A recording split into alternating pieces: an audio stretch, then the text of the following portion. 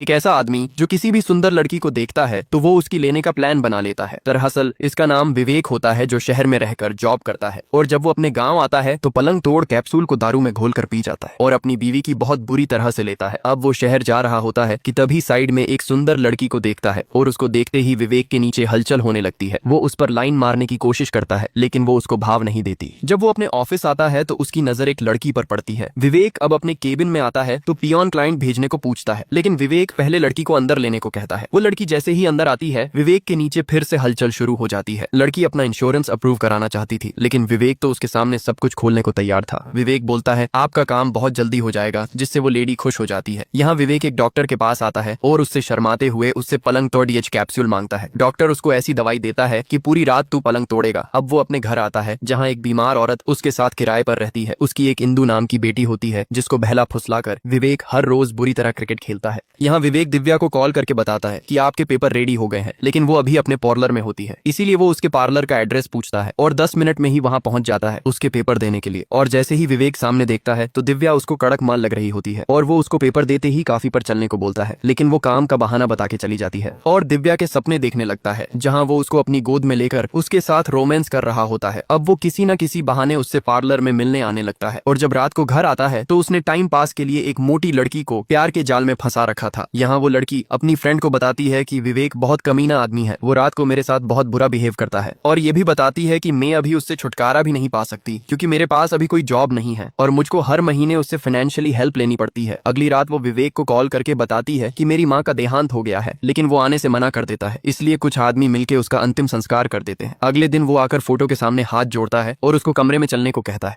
लेकिन डायना उस टाइम उसको अपने से दूर कर देती है। यहाँ विवेक एक लड़की से क्लोज होने की कोशिश करता है जो एक दिन उसके ऑफिस में अपना इंश्योरेंस अप्रूव कराने आई थी, लेकिन डायना की फ्रेंड उसकी वीडियो बना लेती है और अगले दिन डायना को दिखाती है कि ये आदमी हर किसी की लाइफ खराब कर रहा है। उनका दोस्त आके बताता है कि गांव में इसकी एक खूबसूरत बीवी भी है, जहाँ ये भेड़िया पलंग तोड़ कैप्सूल खाकर उसकी भी पिच पर बैटिंग करता है, इसलिए ये दोनों इसको सबक सिखाने का प्लान बनाती है और अगले दिन उसकी बीवी से मिलने जाती है और विवेक को कॉल करके बोलती है कि मैं आज अपनी बुआ के जा रही हूँ। इसलिए विवेक इंश्योरेंस वाली लड़की को डायना के घर बहाने से ले आता है और दिव्या को उससे इंश्योरेंस अप्रूव कराना था, इसलिए वो उसके साथ आ जाती है। विवेक आते ही पलंग तोड़ गोली खा लेता है और दिव्या को बियर पीने के लिए पूछता है। दिव्या समझ जाती है कि ये तो बड़ा सुअर इंसान है। वो आके बोलता है कि आज यहाँ कोई नहीं है, तुम बोलो तो हम यहाँ पलंग तोड़ सकते हैं और उसके करीब आने की कोशिश करता है, लेकिन दिव्या उसको दूर कर देती है और कहती है कि तूने क्या मुझको 6000 वाली लड़की समझा है। लेकिन तभी उसकी पड़ोसन आके सब देख लेती है और दिव्या यहाँ से चली जाती है। विवेक बोलता है अगर तूने किसी को बताया तो अगली बार तेरे साथ ही कबड्डी खेलूंगा। यहाँ डायना और उसकी फ्रेंड विवेक के घर उसकी बीवी से मिलने आती है और उसको बताती है कि तेरा पति शहर में रहकर कबड्डी खेलता है और मुझको भी प्यार के जाल में फंसा रखा है। डायना बताती है कि वो हमारे घर किराएदार बन के आया था और हमारे साथ बहुत अच्छा बिहेव करता था और मैं भी उसके प्यार में पड़ गई। अब वो हर रोज पलंग तोड़ कैप्सूल खाता है, तभी मेरे कमरे में आ जाता है और जानवर बन जाता है। ये सुन के उसको बहुत बड़ा शौक लगता है क्योंकि उसको पता था कि उसका पति एक सुअर इंसान है, लेकिन ये नहीं पता था कि वो दूसरी जगह भी क्रिकेट खेलता है। डायना बताती है कि अब वो एक दिव्या नाम की लड़की के पीछे पड़ा है जो एक पार्लर में काम करती है और अब वो उसके ही सपने देख रहा है कि कैसे उसको अपने प्यार में फंसा सके, लेकिन अब हमको साथ मिलके उस भेड़िए का पर्दाफाश करना होगा। लेकिन उसकी बीवी वीडियो कॉल पर उनका साथ देने से मना कर देती है कि मुझको मेरे हाल पर छोड़ दो। लेकिन अगले दिन विवेक जैसे ही उसके पास आता है वो फिर से सुअर जैसा बिहेव करता है, जिससे उसकी बीवी डायना का साथ देने के लिए मान जाती है। और अगले दिन विवेक जैसे ही अपने घर आता है उसकी बीवी बाहर से गेट बंद कर देती है और अंदर आकर वो डायना और उसकी फ्रेंड को सामने देखता है। विवेक अपनी बीवी से पूछता है कि ये दोनों झल्ली यहाँ क्या कर रही है। डायना की फ्रेंड उसको बैठने को बोलती है। विवेक जैसे ही कुर्सी पर बैठता है डायना उसके फेस पर स्प्रे मारती है और वे तीनों मिलकर उसको रस्सी से बांधने लगते हैं क्योंकि विवेक बहुत सुअर इंसान होता है और उसकी बीवी को उसके बारे में पता चल गया था कि वो शहर में रहकर दूसरी लड़कियों के साथ भी क्रिकेट खेलता है और उसकी बीवी को उसके बैग से पलंग तोड़ दवाइयां भी मिल गई थीं जिसको वो खाकर बैटिंग किया करता था। लेकिन अब ये तीनों साथ आ गई होती हैं। विवेक खुलने की बहुत कोशिश करता है लेकिन डायना उसके मुंह पर भी टेप लगा देती है। अब डायना की फ्रेंड अपना यूट्यूब चैनल एक्टिव करती है और सभी लोगों को विवेक की सच्चाई दिखने की कोशिश करती है कि उसकी इतनी खूबसूरत बीवी होते हुए भी ये आदमी बाहर मैच खेलने की कोशिश करता है। डायना अब चैनल पर आती है और लाखों लोग उसको लाइव देख रहे होते हैं। वो बताती है कि ये आदमी मेरे घर रेंट पर रहने आया था और हमारे साथ अच्छे से घुल मिल गया और मेरी माँ को गलत दवाइयां देकर उनको पैरालाइज कर दिया।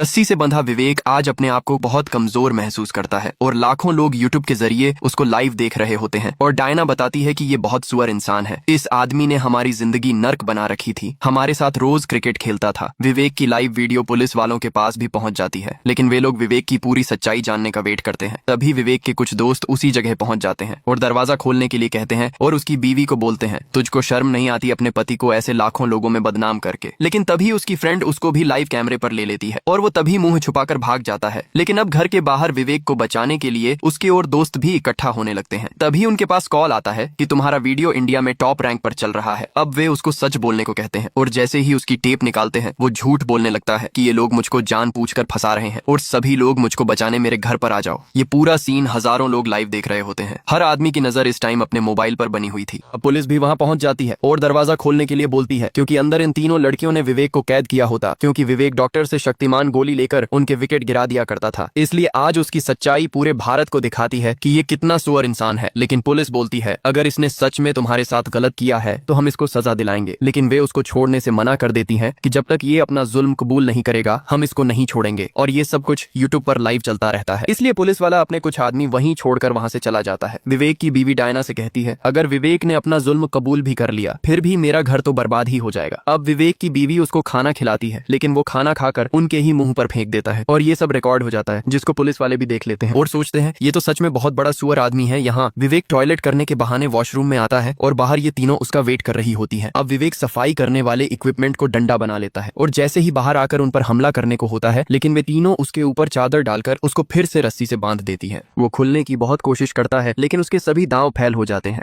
यहाँ विवेक का भाई दरवाजा तोड़ने का ट्राई करता है, लेकिन पुलिस वाले उसको दरवाजा तोड़ने से रोकते हैं। यहाँ ये लड़की यूट्यूब के जरिए विवेक की पूरी स्थिति लाखों लोगों तक पहुंचती है। यहाँ महिला संगठन की औरतें पुलिस थाने आकर उन तीनों लड़कियों का सपोर्ट करती हैं जिनके साथ उस विवेक ने गलत किया था और उस विवेक को सजा दिलाने की अपील करती है। लेकिन पुरुष संगठन के लोग विवेक के समर्थन में आ जाते हैं कि वे तीनों लड़कियों विवेक को ऐसे कैद नहीं कर सकती हैं और पुलिस थाने पर लोगों की भीड़ इकट्ठा हो जाती है जिसमें सभी आदमी विवेक का समर्थन करते हैं। अब पुलिस वालों पर प्रेशर बन जाता है कि विवेक को जल्दी बाहर निकाला जाए। ये बात प्रदेश के सीएम तक पहुंच जाती है और वहां का एमएलए तभी उसके घर पहुंचता है और विवेक को जल्द बाहर निकालने को बोलता है। लेकिन तभी उसके पास उसकी बीवी का कॉल आता है कि अगर तुम विवेक का साथ दोगे तो यहाँ की सभी औरतें तुम्हारे विरोध में खड़ी हो जाएंगी। इसलिए एमएलए बहाना बना के वहां से निकल जाता है। यहाँ सभी लोग तीनों लड़कियों के सपोर्ट में खड़े हो जाते हैं और हजारों लोग घर के बाहर इकट्ठा होने लगते हैं। लेकिन तभी विवेक का पिता वहां पहुंच जाता है और अंदर जाने की जिद करता है।